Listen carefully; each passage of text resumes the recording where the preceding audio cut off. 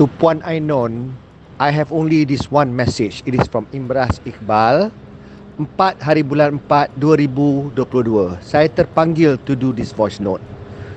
Puan Ainon, kita sebagai Islam, orang Islam, kita menerima Ramadan dengan penuh kesyukuran kepada Allah, dan kita perlu ketahui sebagai seorang Islam, bulan Ramadan adalah bulan mulia, bulan di mana kita menahan daripada kelaparan, supaya kita memahami kesusahan orang.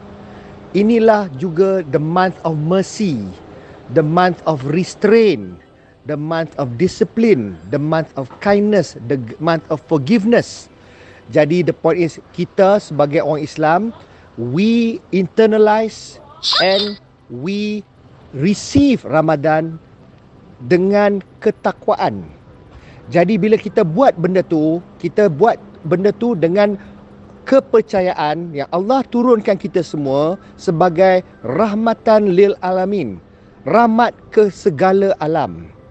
Tetapi saya ada satu soalan, kenapa kita orang Islam bila kita nak beribadat, kita nak berpuasa pun, kita nak menahan diri, tapi kita juga menyusahkan orang yang tak berpuasa.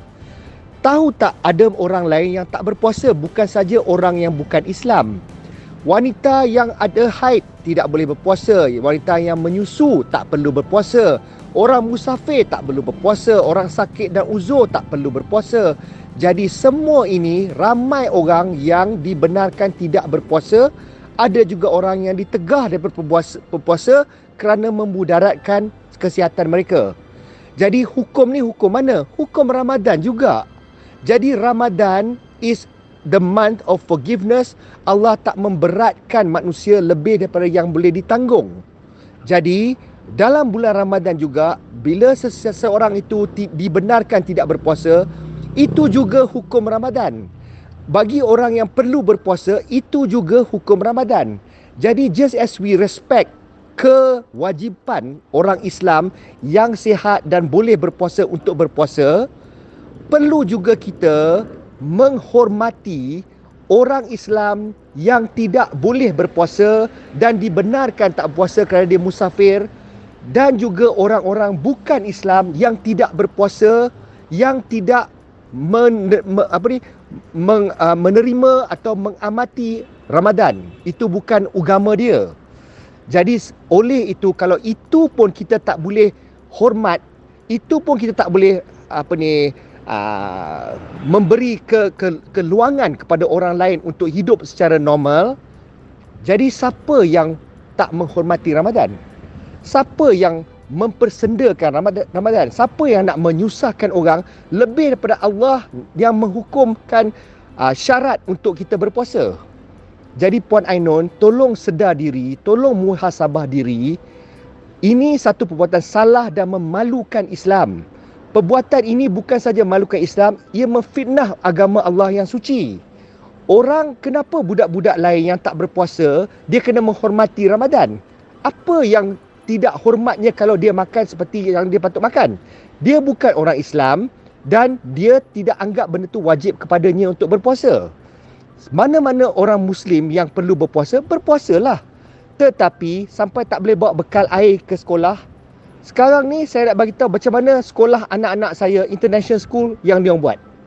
Apabila time masa untuk makan breakfast ataupun lunch, semua Muslim-Muslim di dalam kelas dibenarkan keluar ke satu hall kecil. Mereka bercampur semua tingkatan, tingkatan 1, tingkatan 2, tingkatan 3, darjah 5, semua duduk satu tempat. Dan dia boleh main catur, dia boleh main cards, dia boleh main game, dia orang boleh bersembang, dia orang boleh main carom, dia orang boleh membaca buku, dia boleh menggunakan handphone untuk masa tu, sebab dia orang tak boleh makan, dan dia orang duduk bersama-sama dengan orang yang berpuasa dan mereka beriadah. Sementara itu non-Muslim stays in their class and they are served food, dia orang makan. Itu untuk menghormati orang Muslim supaya tak makan depan orang Muslim. Dan orang Muslim juga perlu menghormati orang yang makan dan tak berpuasa. Tidak boleh sekat dia orang. Jadi itu yang dibuat setiap kali, dan saya memang menghormati sekolah-sekolah seperti begitu. Tetapi kenapa sekolah kebangsaan yang kebanyakan Melayu, kenapa kita menganiayai orang yang bukan Islam?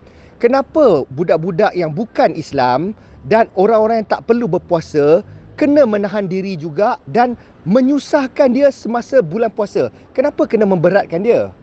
Jadi boleh tak kita boleh tak Puan Ainun ubah pendirian Puan Ainun jadi rahmatan lil alamin kepada alam, bagi orang cinta dan sayang Islam, dan bermula dengan menghormati hukum Ramadan.